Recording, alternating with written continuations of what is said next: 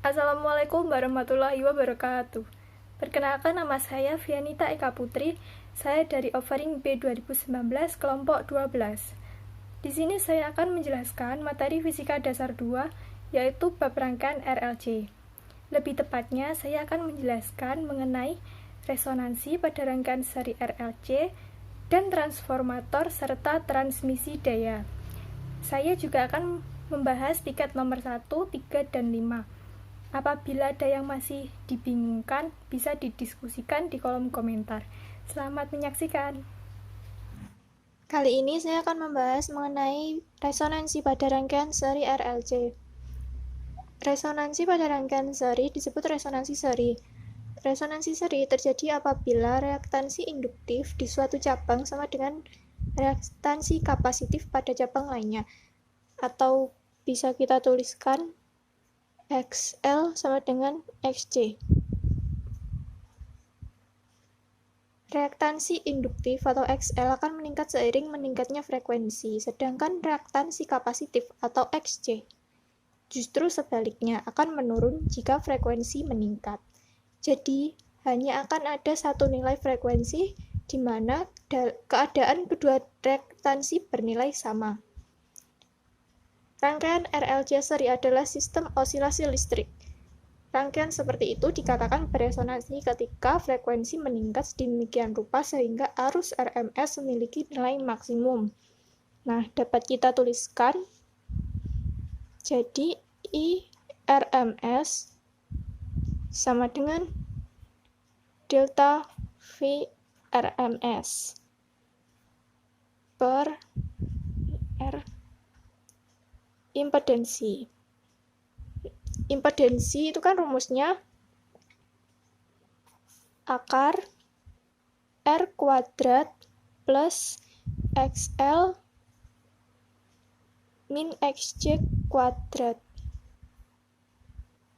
Jadi dapat diturunkan IRMS sama dengan delta VRMS per, ini dipindah ke sini, akar R kuadrat plus XL min XC kuadrat.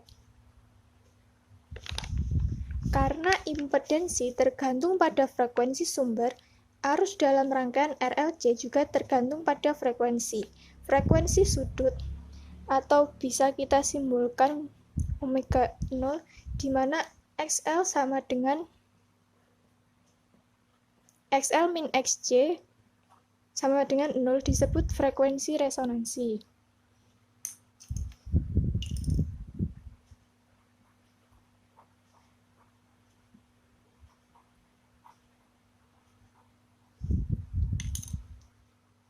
Dari rangkaian, untuk menemukan omega 0, kita atur XL sama dengan XC. Yang mana jadi omega 0 dikali L sama dengan 1 per omega 0 kali C.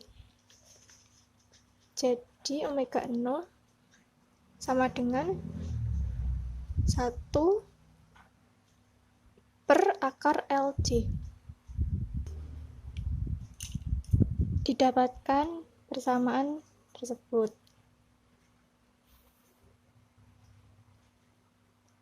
Arus RMS atau IRMS dalam rangkaian RLC seri memiliki nilai maksimum ketika frekuensi tegangan sesuai dengan frekuensi osilator alami yang hanya bergantung pada L dan C. Pada frekuensi resonansi, arus berada dalam fase dengan penerapan tegangan. Kita dapat menghitung daya rata-rata sebagai fungsi dari frekuensi untuk rangkaian RLC seri menggunakan persamaan yang sebelumnya sudah ada. Persamaan daya rata-rata atau P average itu kan IRMS kuadrat dikali R. Jadi P average sama dengan IRMS tadi kan ini delta VRMS per Z. Karena ini kuadrat, jadi ini juga dikuadratkan. Lalu dikali R. Ini bisa diturunkan lagi, P average sama dengan delta VRMS kuadrat dikali R per R kuadrat plus XL min XC kuadrat. Kenapa kok akarnya hilang? Karena di sini impedensinya bernilai kuadrat. Ketika XL sama dengan omega L, lalu XC itu kan sama dengan 1 per omega J, dan omega 0 kuadrat sama dengan 1 per LC, maka dapat dimasukkan XL min XC kuadrat sama dengan omega L min 1 per omega J kuadrat. XL kan omega L, XL omega L, XC 1 per omega J. Nah, ini dapat diturunkan lagi menjadi L kuadrat per omega kuadrat dikali omega kuadrat min omega 0 kuadrat. Jadi kita tinjau dari persamaan daya rata-rata yang sebelumnya tadi, maka kita dapat menurunkan lagi menjadi P average sama dengan delta V RMS kuadrat dikali R omega kuadrat per R kuadrat omega kuadrat plus R kuadrat omega kuadrat min omega 0 kuadrat kuadrat. Didapatkan persamaan seperti ini. Selanjutnya, ini merupakan grafik antara IRMS, arus RMS, dengan frekuensi atau omega. Maaf, maksud saya frekuensi sudut. Data tersebut mengasumsikan konstan delta VRMS yaitu 5 mV,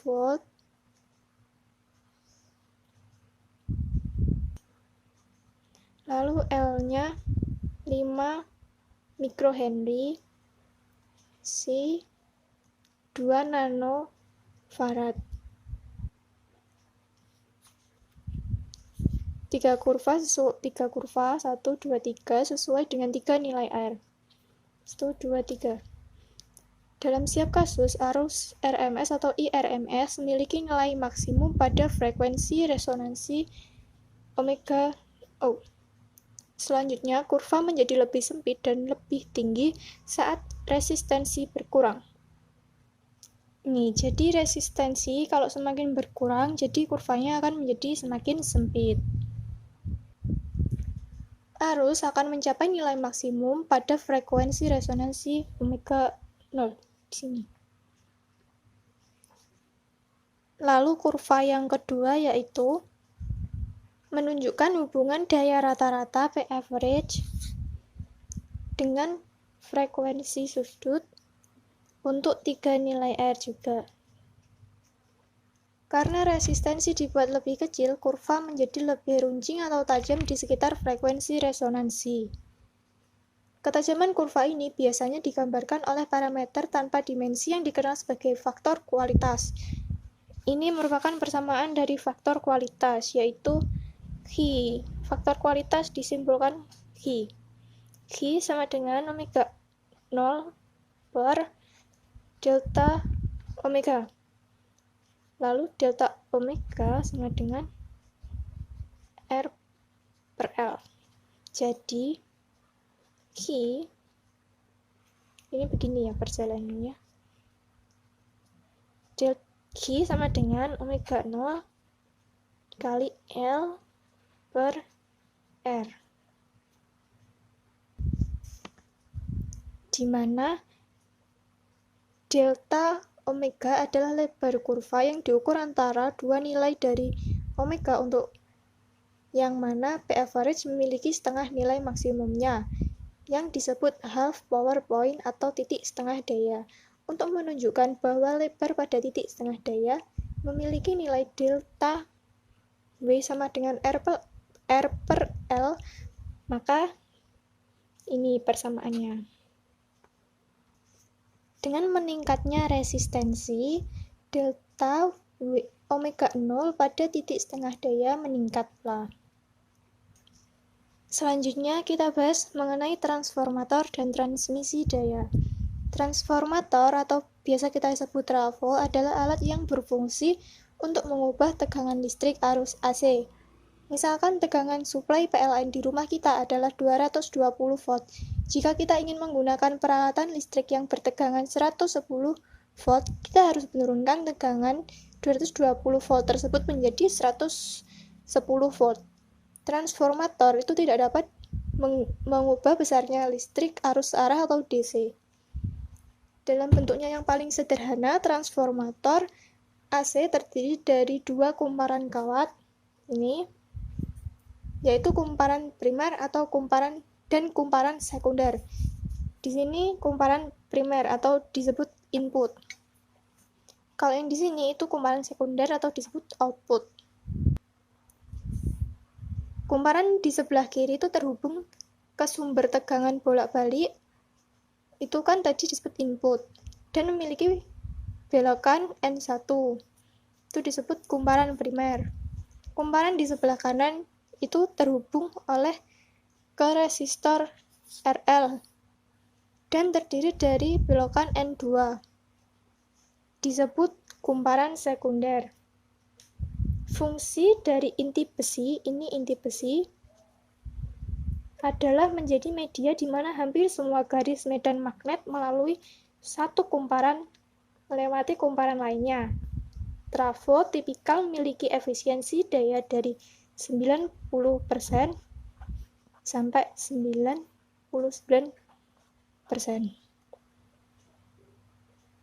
Selanjutnya adalah prinsip kerja trafo.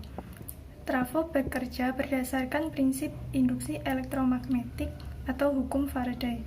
Tegangan AC yang dihubungkan dengan kumparan primer disebut dengan tegangan primer, menyebabkan flux magnetik yang berubah-ubah pada inti besi. Flux magnetik yang timbul tersebut dapat dinyatakan dengan garis-garis gaya magnetik. Garis-garis gaya magnetik ini memotong lilitan-lilitan kumparan sekunder dan menghasilkan GGL induksi yang disebut tegangan sekunder atau delta Vs, atau kalau di survei itu delta V2. Jadi kumparan primer selalu menerima tegangan dari suatu sumber dan menghasilkan GGL induksi pada kumparan-kumparan sekunder. Transformator lebih efisien dan membutuhkan perawatan yang jauh lebih sederhana dibandingkan generator. Nah, materi ini saya kutip dari buku SMA saya karena di survei sepertinya saya tidak menemukan. Selanjutnya adalah besaran-besaran di trafo. Yang pertama adalah hukum Faraday menyatakan bahwa tegangan delta V1 adalah sebagai berikut. Delta V1 sama dengan min N1 kali D si B per dt, di mana si B ini adalah flux magnetik.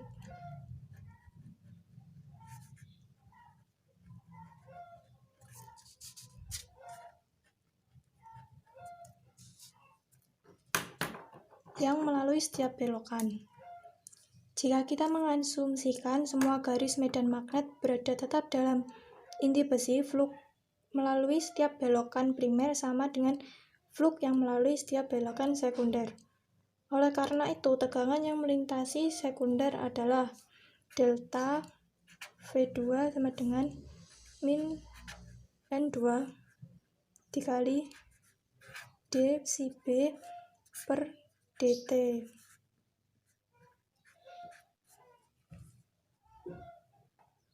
Untuk memecahkan persamaan 1 untuk d psi B per dt dan menggunakan hasilnya menjadi persamaan 2, maka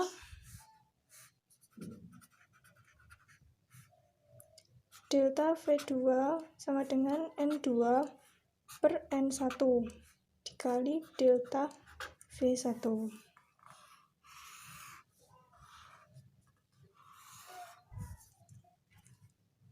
Ada dua macam trafo, yaitu yang pertama, ketika N2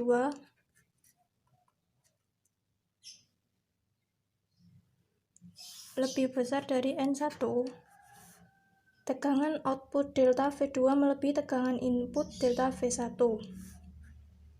Konfigurasi seperti ini disebut sebagai transformator step up. Lalu yang kedua, jika N2 lebih kecil dari N1, tegangan output kurang dari tegangan input disebut sebagai transformator step down.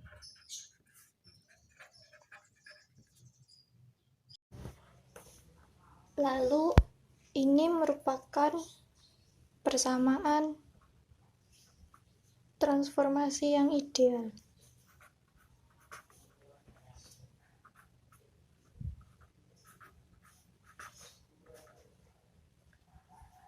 Atau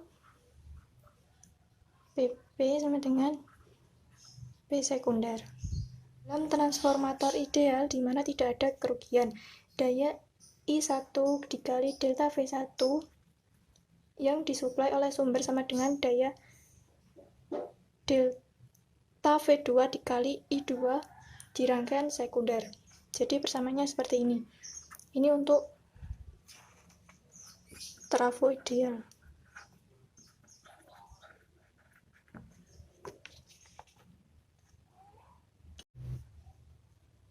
Dalam kenyataannya, itu sebenarnya PP lebih besar dari PS. Hal ini disebabkan oleh panas yang timbul pada kedua kumparan karena setiap penghantar mempunyai hambatan R, atau panas akibat arus pusat yang timbul pada bagian inti besi lunak, atau bisa jadi kebocoran flux magnetik. Maka berlaku persamaan seperti berikut, dikali 100%, atau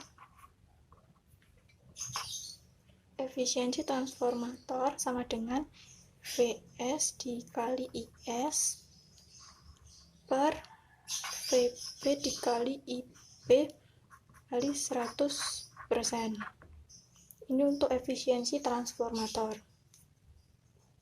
Ini merupakan diagram rangkaian untuk transformator yang terhubung ke beban resistensi. Ini ada N1 atau kumparan primer. Di sini ada N2 atau kumparan sekunder. Delta V1, ini delta V2. Ini I1, ini I2. Selanjutnya adalah transmisi daya listrik jarak jauh. Transmisi daya listrik jarak jauh merupakan proses penyaluran daya listrik ke tempat tujuan tertentu yang jaraknya jauh dari pusat pembangkit listrik.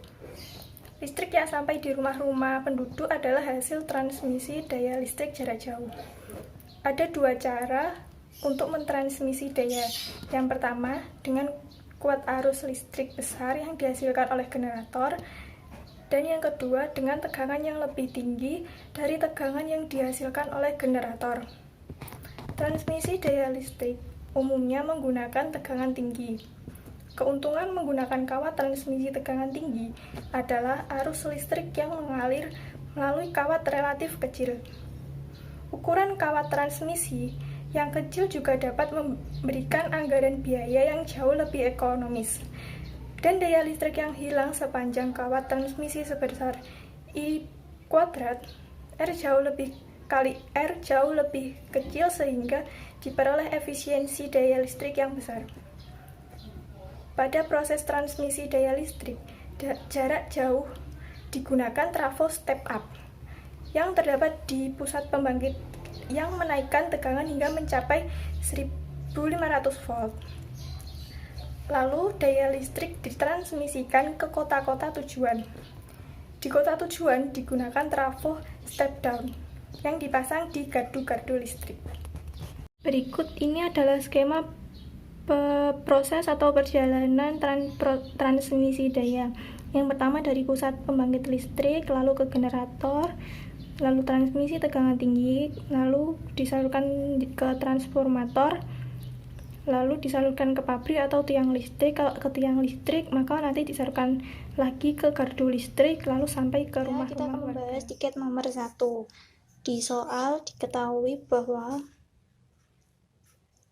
R sama dengan 800 ohm resistor, lalu 4 Henry induktor atau L sama dengan 4H Henry, lalu 40 mikrofarad kapasitor, C sama dengan 40 mikrofarad.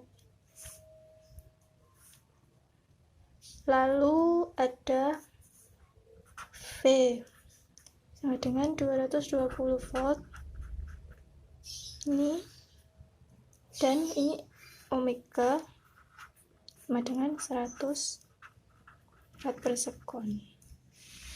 Di sini yang ditanyakan adalah A, ini induktif reaktansi yaitu XL. Lalu yang B, kapasitif reaktans atau XC. Lalu yang C adalah impedensi atau Z. Yang D, effective current in a circuit untuk IRMS. Lalu yang E adalah volt pada masing-masing komponen. Jadi mencari VR, VL, dan VC. Pertama, mari kita bahas yang A. Yang A mencari XL. Rumus XL adalah omega dikali L. Omega di sini 100, kita masukkan 100. L-nya 4. Maka didapatkan hasil 400 ohm. Lalu yang B mencari XC. XC rumusnya apa? 1 per omega C sama dengan 1 per 100 kali 4 kali 10 pangkat min 5. Maka didapatkan hasil 250 ohm. Lalu yang C.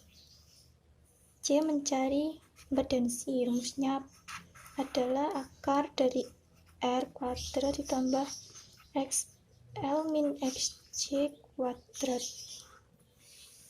sama dengan R-nya kan tadi 800, tinggal dimasukkan 800 kuadrat ditambah 400 min 250 kuadrat.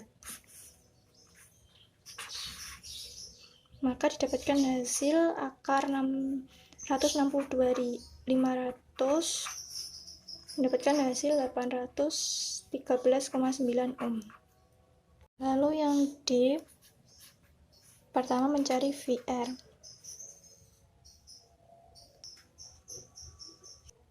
Rumusnya adalah I dikali R. I-nya 0,27 dikali R-nya tadi 800 ohm. mendapatkan hasil 216 volt. Lalu mencari VL rumusnya. Selanjutnya yaitu mencari VL. Rumus dari VL adalah I dikali XL. I-nya tadi 0,27 dikali XL-nya tadi 400. Sama dengan didapatkan hasil 108 volt. Lalu yang terakhir yaitu mencari VC. Rumus dari VC yaitu I dikali XC. I-nya 0,27 dikali XC-nya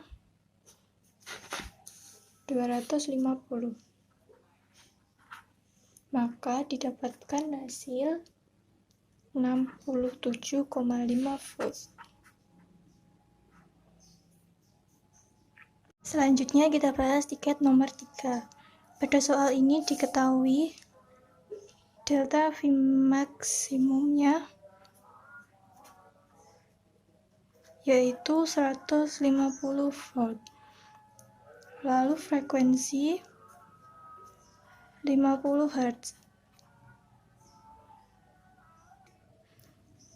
Yang terhubung di antara titik A dan B.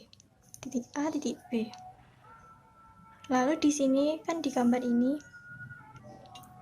dapat diketahui bahwa R-nya 40 ohm. Lalu L-nya 185 mH. Kita jadikan ke Henry, jadi 185 dikali 10 pangkat min 3. Di sini C-nya 65 mikrofarad.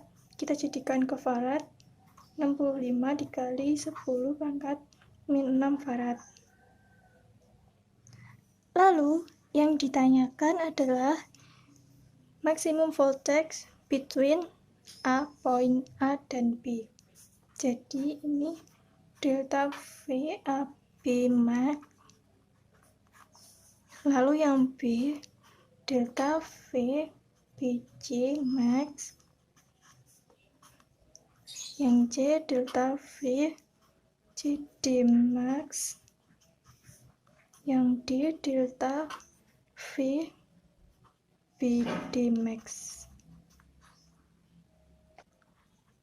Nah, untuk memudahkan kita mengerjakan yang ditanya, step pertama kita harus mencari omega-nya. Rumus dari omega yaitu 2πf. 2 dikali 3,14. Frekuensinya tadi berapa? Yaitu 50 Hz. Dimasukkan, mendapatkan hasil 314 radian per sekon. Lalu step kedua kita mencari XL, yaitu dengan rumus omega dikali L. Omeganya tadi ini 314 dikali L-nya 185 dikali 10 pangkat min 3. Maka didapatkan hasil 58 ohm. Step selanjutnya kita cari XC. Rumus XC yaitu 1 per omega C. Kita masukkan 1 per omega-nya tadi 314 dikali C-nya 65 kali 10 pangkat min 6. Maka didapatkan hasil 49 ohm. Step keempat, mencari impedansi. Menggunakan rumus Z sama dengan R kuadrat plus XL min XC kuadrat. Dimasukkan R-nya tadi 40 ohm kuadrat, XL-nya 58, dikurangi XC-nya 49 kuadrat. Lalu didapatkan hasil akar 1681. Akar 1681 itu merupakan 41 ohm. Step terakhir yaitu mencari I maksimum menggunakan rumus delta V max per Z. Delta V maksimum tadi kan 150 per impedensi 41, maka didapatkan hasil 3,66 ampere.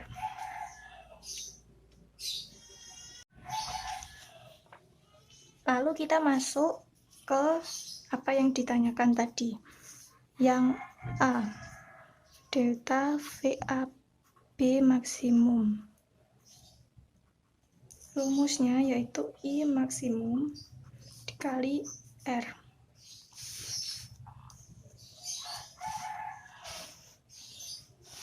Karena ini di sini itu R ya.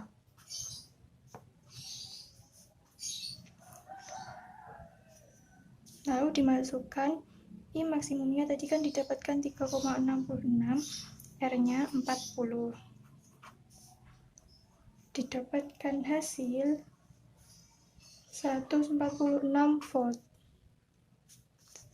Lalu yang B, mencari delta VBC maksimum. BC. Rumusnya yaitu I maksimum dikali XL. Yaitu I maksimumnya tadi 3,66, XL-nya tadi 58. Didapatkan hasil 212,3 volt. Lalu yang C, mencari delta VCD maksimum. Gunakan rumus I max kali XC. I maksimumnya 3,66, XC-nya tadi 49. Maka didapatkan hasil 179,3 volt. Yang terakhir D, mencari delta VBD maksimum menggunakan rumus I maksimum kan BD, maka harus menggunakan XL min XC karena melihat di sini ada L dan C. I max-nya dimasukkan 3,66, XL-nya tadi 58 min XC-nya 49, maka didapatkan hasil 33 volt.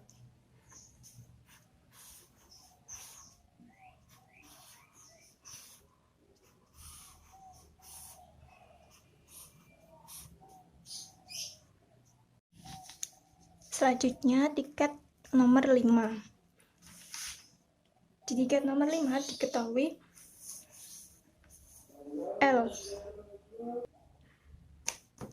L-nya 57 mikrohenry. Ini dijadikan Henry jadi 57 dikali 10 pangkat min 6 Henry. Lalu diketahui juga C, kapasitif,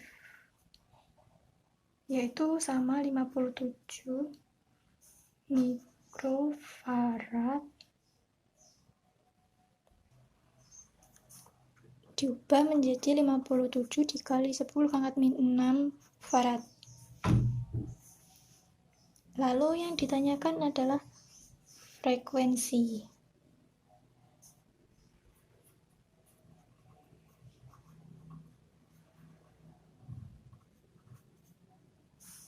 Ini F kecil ya.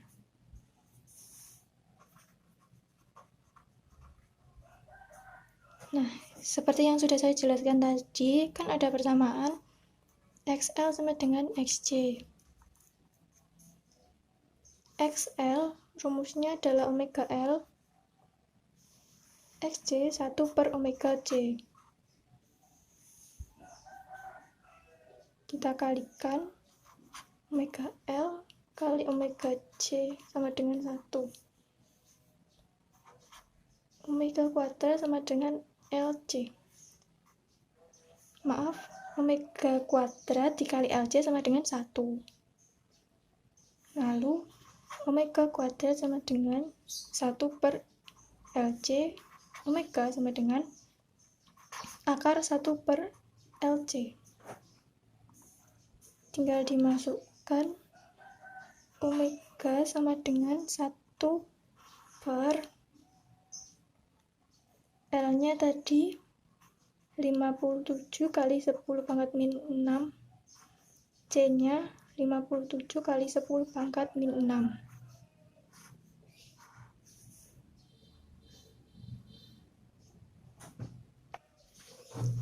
Maka jika dihitung ini akan mendapatkan hasil 1,75 dikali 10 pangkat min 4 rad per sekon.